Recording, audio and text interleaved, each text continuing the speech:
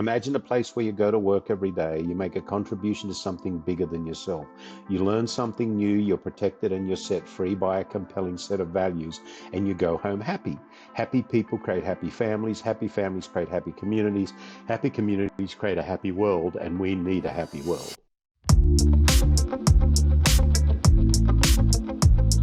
Welcome to the Seismic Shift Podcast, where we explore the seismic shifts that are shaking up the way that you work and the way that you live. I'm your host, Michelle Johnston. I'm thrilled to be with you. And I just want to say thank you for making this podcast a top 10% of all podcasts worldwide.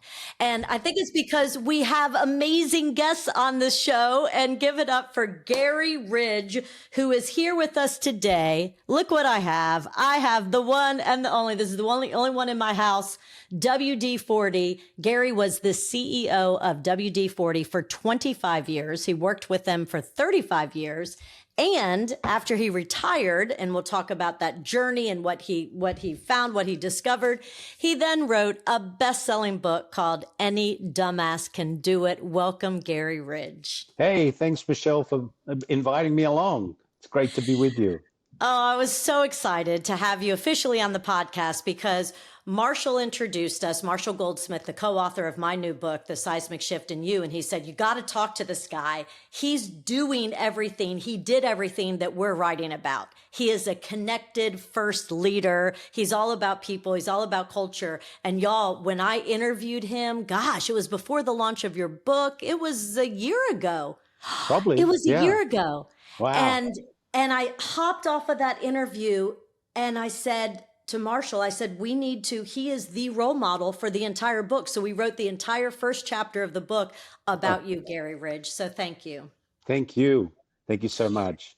So tell the listeners how you used to introduce yourself when you got up on stage as the CEO of WD-40. How would you introduce yourself? G'day, I'm Garry Ridge. I'm the consciously incompetent, probably wrong, and roughly right chairman and CEO of WD-40 Company, and I need all the help I can get. Boom. I mean, how do you not love this guy, right? Imagine being in the audience and be like, oh, I'm so glad I work for this company. I'm so glad I work for him. There's so much humility. I don't have all the right answers. I need help. I mean, that is a beautiful way to position yourself. So how would you describe, I know how I wrote about you in my book. How would you describe your leadership style? It's a servant leadership style. You know, I believe that we as leaders are here to help those we have the privilege to lead step into the best version of their personal self. And so my leadership style is truly about being a servant leader, a balance between being tough-minded and tender-hearted. The genius is in the middle. Servant leadership is not the soft stuff at all. A lot of people call it the soft stuff, Michelle, but as you and I know, it's hard. And, creating cultures where people actually enjoy going to work is an exciting thing to do. So that's how I would describe my leadership style. My purpose now is I help leaders build cultures of belonging where love, forgiveness, and learning inspire a happier, more connected world. Thank you. And thank you for helping out leaders to get to that level. And let's just, if listeners, you're tuning into the Seismic Shift podcast, hopefully because you're interested in the seismic shifts and connection and how you can be a great leader.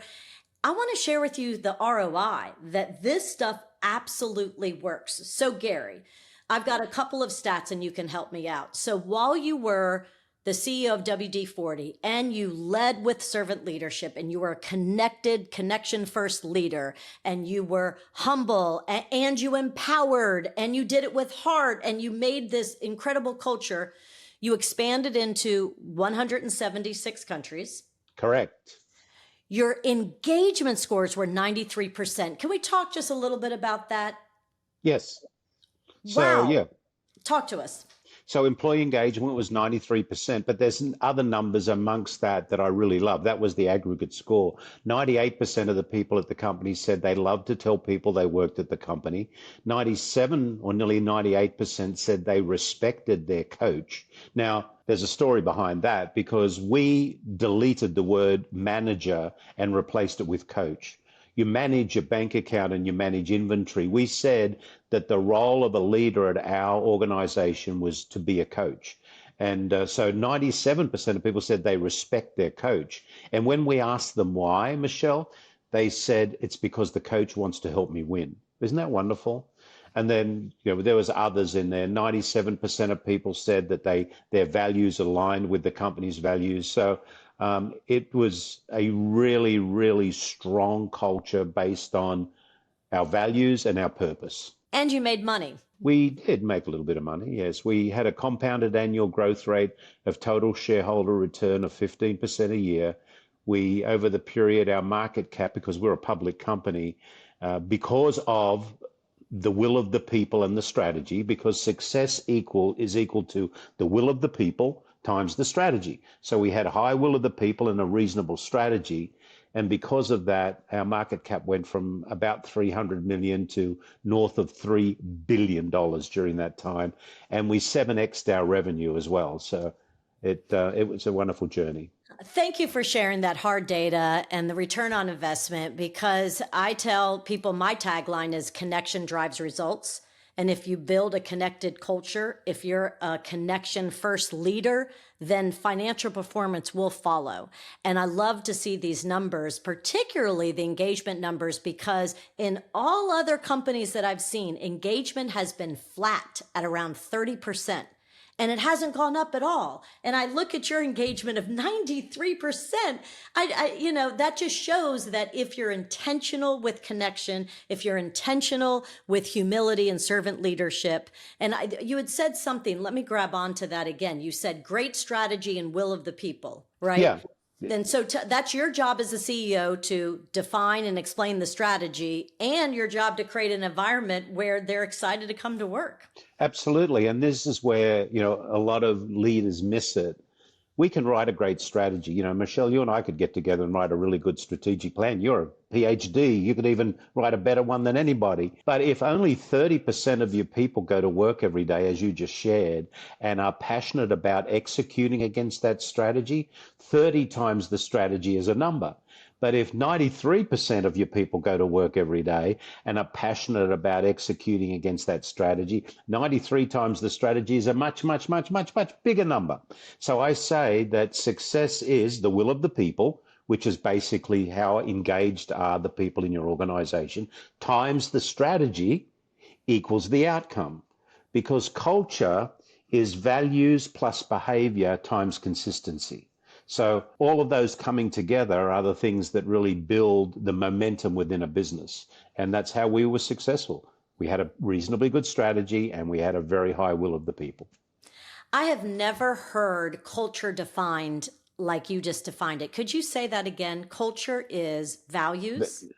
Culture equals, parentheses, values plus behavior, close parentheses, times consistency. That's incredible. So I guess your number one job, if you were coming in when you came in as CEO, was to develop the values. The number one is define the purpose. So I often say, imagine a place where you go to work every day and you make a contribution to something bigger than yourself. That's the purpose. So why are people getting up and doing what they're doing every day? And interestingly enough, our purpose at WD-40 Company, people might say it was to stop squeaks or to repair stuff. No, it wasn't.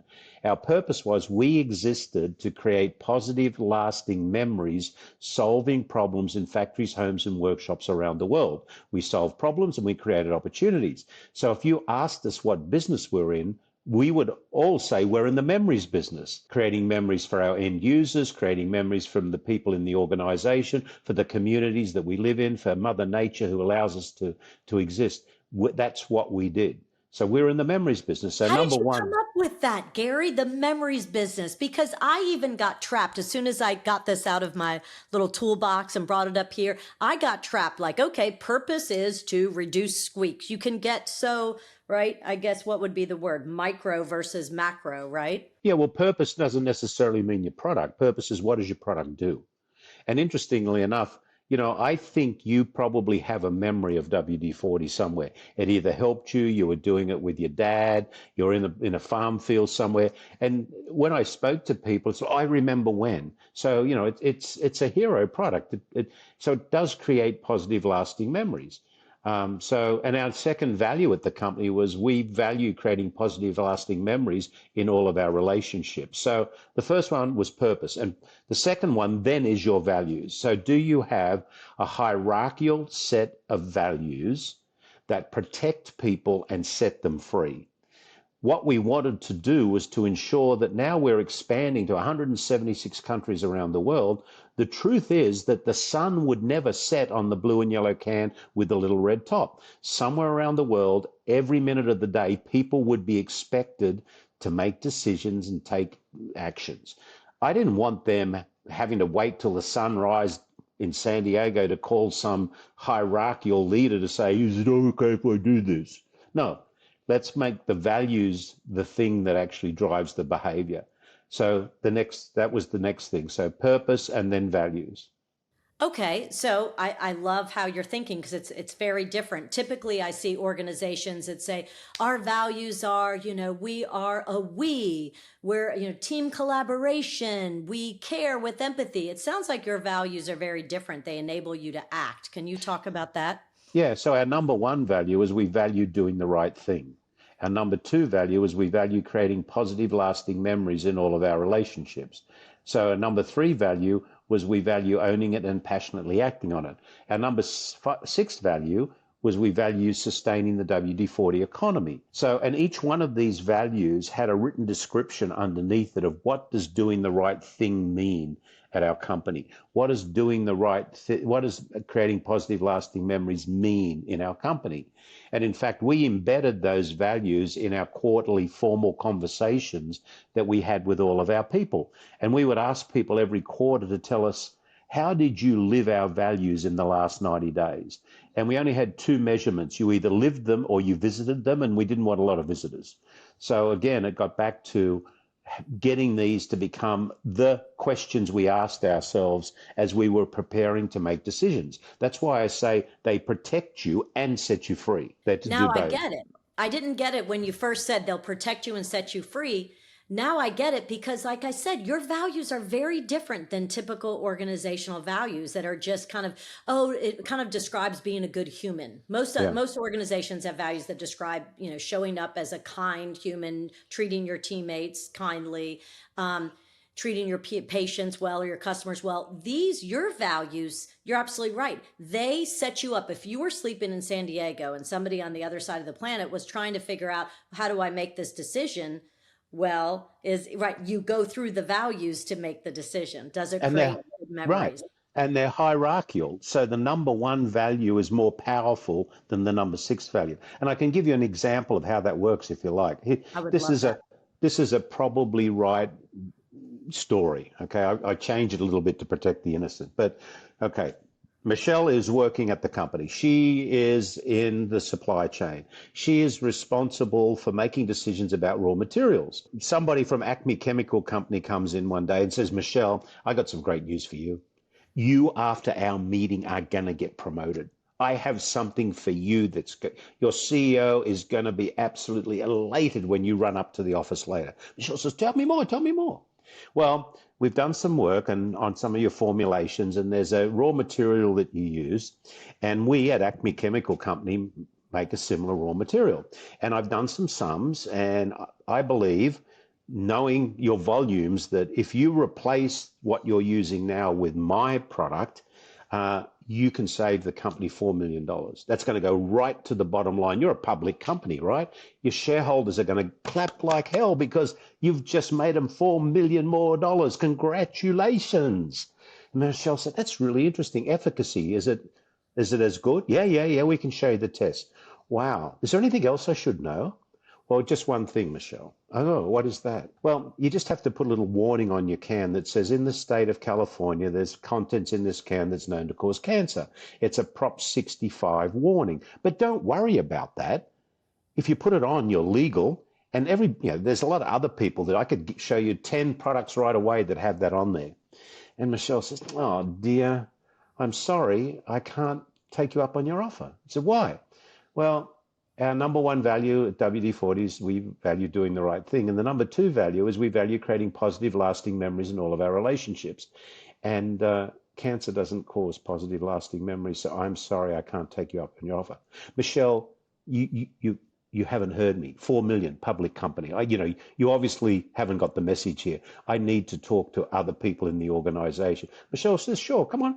I'll take you for a walk. Where do you want to go? We'll go up to the CEO's office. Anybody they spoke to would make the same decision because they've made it based on our values. Michelle goes up to the CEO's office later and says, hey, boss, what's happening today? I got to tell you something. I just didn't save us $4 million because I made a value-based decision not to use a chemical that has a Prop 65 warning on it. The CEO says, Michelle, you're promoted.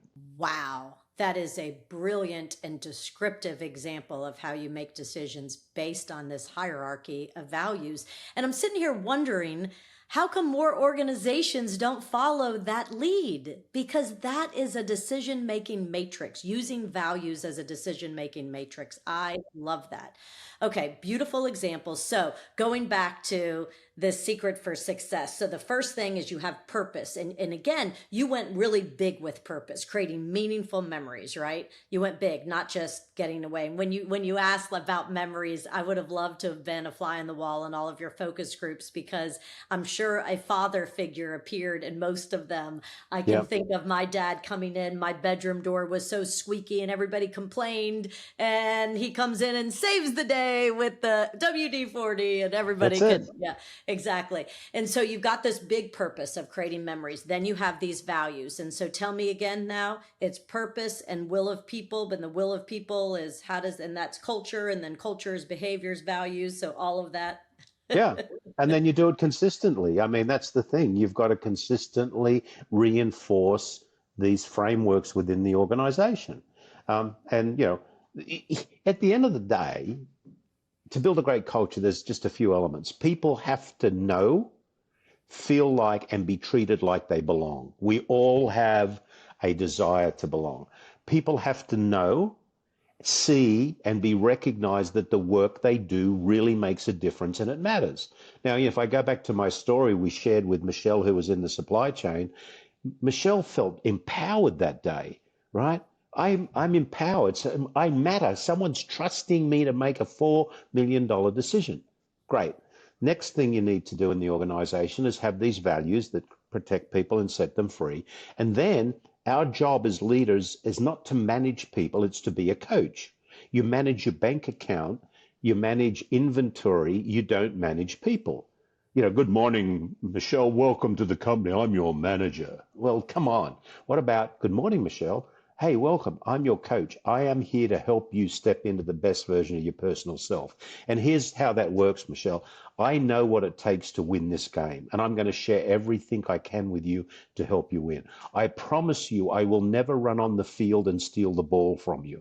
That's micromanaging. You're there to play the game.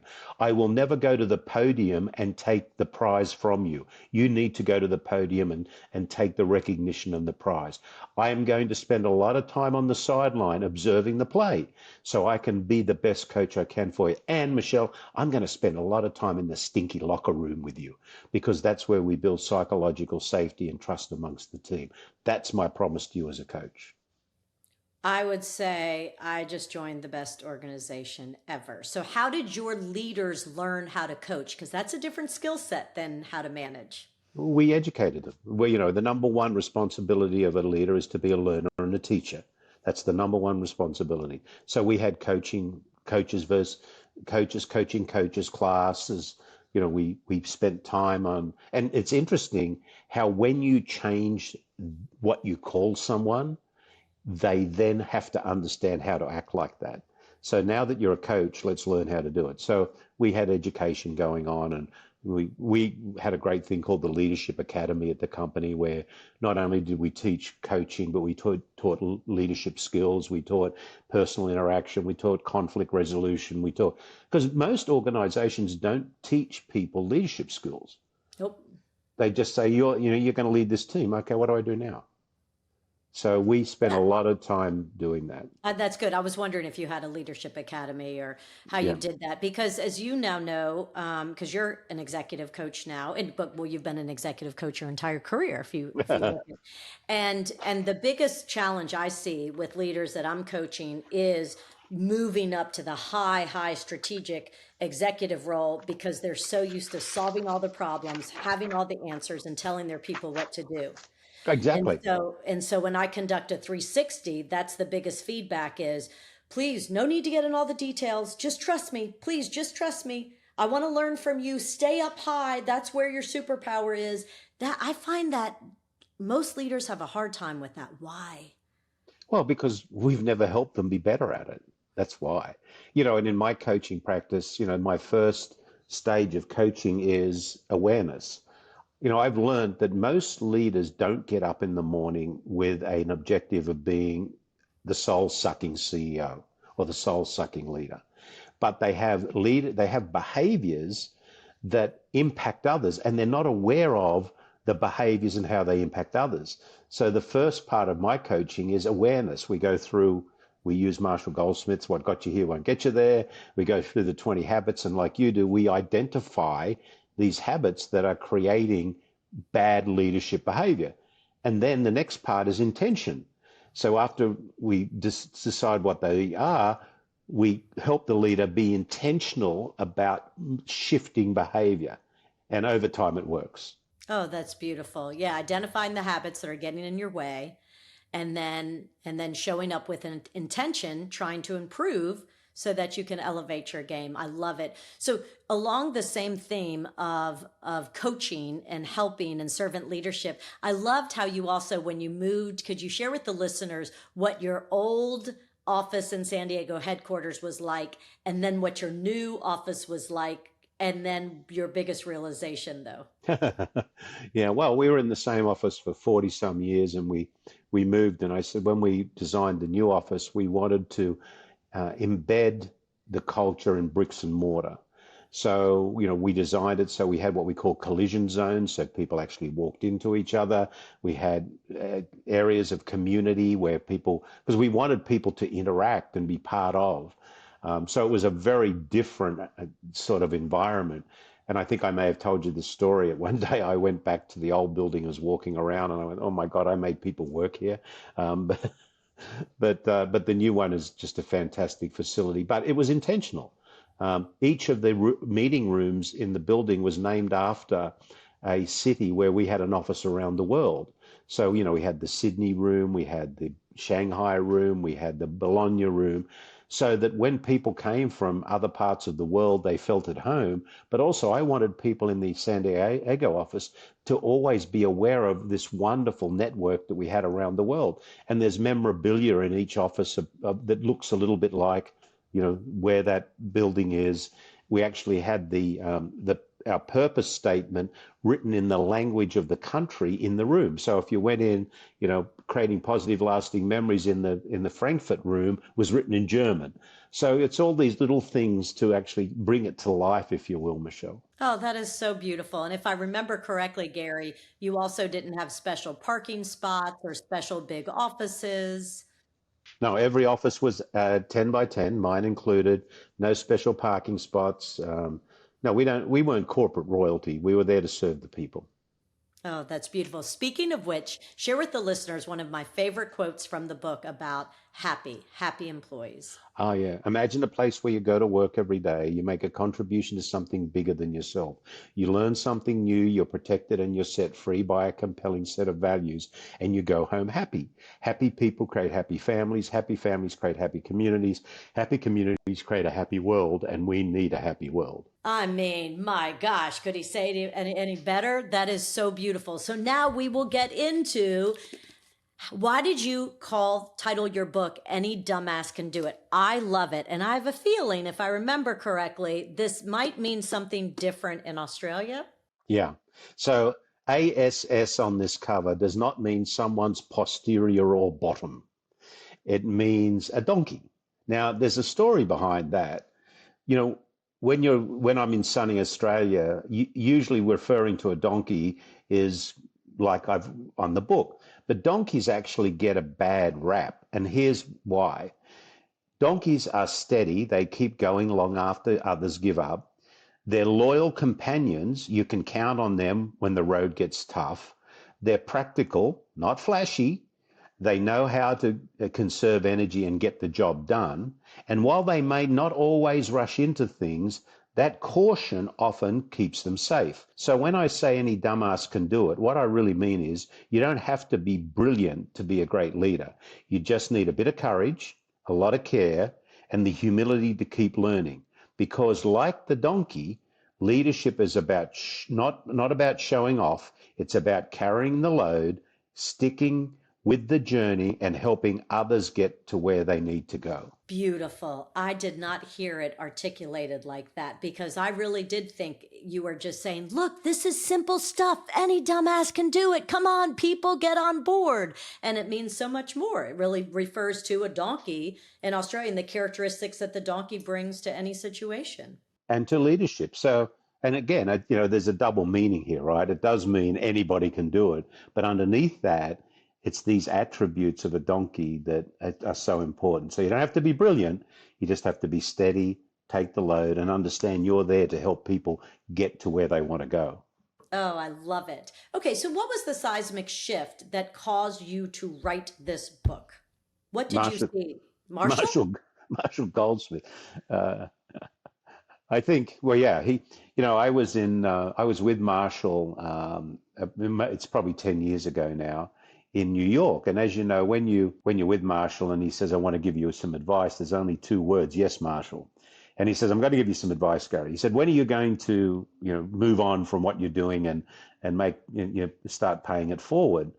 And I said, I don't know. He said, here it is. Number one is get out on top. Number two is don't float into a void. You are at severe risk, Garry. I said, why?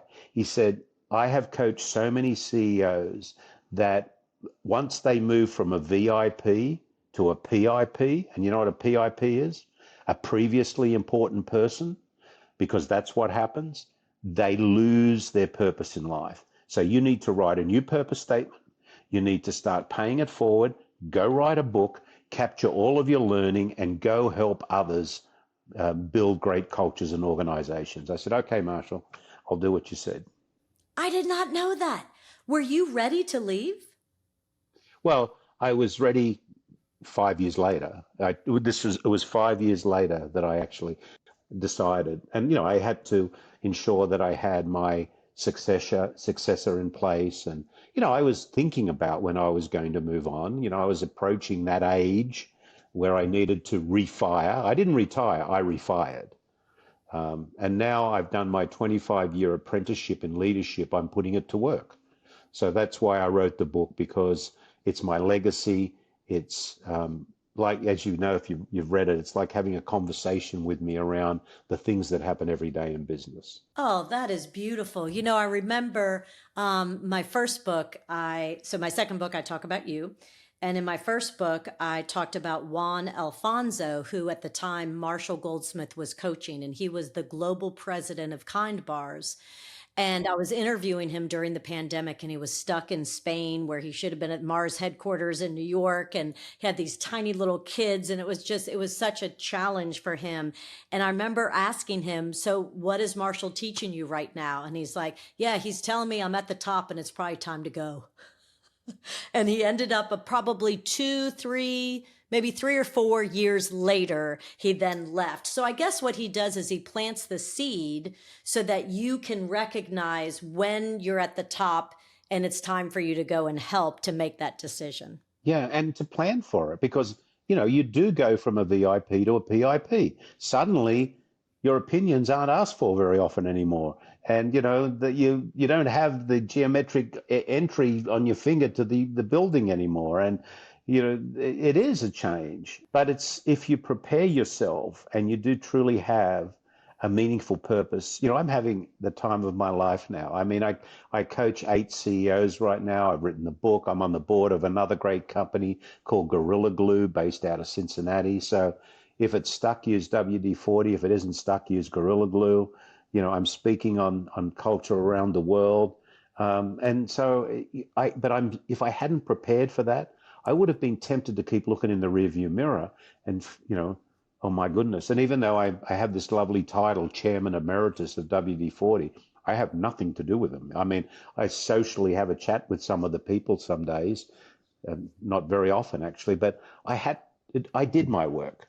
And if, it's now my time to let the next leadership do their work. And they're doing great work. And, Steve, who's the CEO, is a 20, 30-year veteran with the company and, understands our business. And, he worked alongside me for 3 years before I actually left. So he knew where the keys were when I left. Oh, that's beautiful. Oh, thank you for sharing, Garry. So what would be your call to action for all the leaders out there listening? And they could be recent college grads, mid-level leaders, executive leaders. What is your call to action? What are you telling leaders, the CEOs that you're coaching, of what they need to lean into? What is effective right now? What success looks like? What's your call to action? So firstly, have a people first mindset. You're a coach, you're not a manager. Be brave around accountability and behavior. Make sure you have a clearly defined, authentic purpose and that hierarchical set of values. And sit on 4 pillars of care, candor, accountability, and responsibility. Make sure people know they belong, they're accepted, and the work they do is seen to be meaningful and making a difference. That's what you need. Those are the things that are really important. Because your job is to help those you have the privilege to lead step into the best version of their personal self. Boom! There you go, listeners. You got the formula from the amazing, the one and only Garry Ridge, the former CEO, 25 years of WD-40. And what did you call it? The little something something? That blue and yellow can with a little red top. The blue and yellow can with the little red top. I have learned so much from Garry. I hope you all have learned from Garry, and go out and buy his book. Any dumbasses can do it. I read it over a weekend. I felt like Garry was in my living room and we were having a little cocktail together, and he was teaching me all that he learned about being a CEO. It really is like sitting in a living room with him and learning from the best. So thank you so very much, Garry, for sharing your time with you, with our listeners, and for ending up being the role model in my book. Oh, thank you so much. And if someone wants to take the Dumbass quiz, go to my website, www.thelearningmoment.net, and you'll see a little about, and there's a thing that says quiz. And you can actually take the Dumbass quiz. I will give you a dumbass rating, and the higher your rating, the better the leader you are. And I'll send you a little playbook on the things you can start doing in your organization. I mean, who doesn't want to take a dumbass quiz, right? Nobody wants to be a dumbass, right? Let's figure that out. Oh, I can't thank you enough. And I just want to thank our listeners for tuning in to the Seismic Shift podcast. And thank you for the generous support of Loyola University, New Orleans with the Seismic Shift podcast.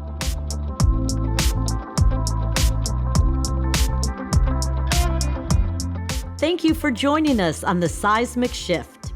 And before you go, can I ask one favor of you? Do you mind sharing today's episode with a leader you know? The power of this conversation is found in your using it and sharing it to create real connection in your life. Lastly, I'd like to thank Loyola University, New Orleans for helping bring this content to life.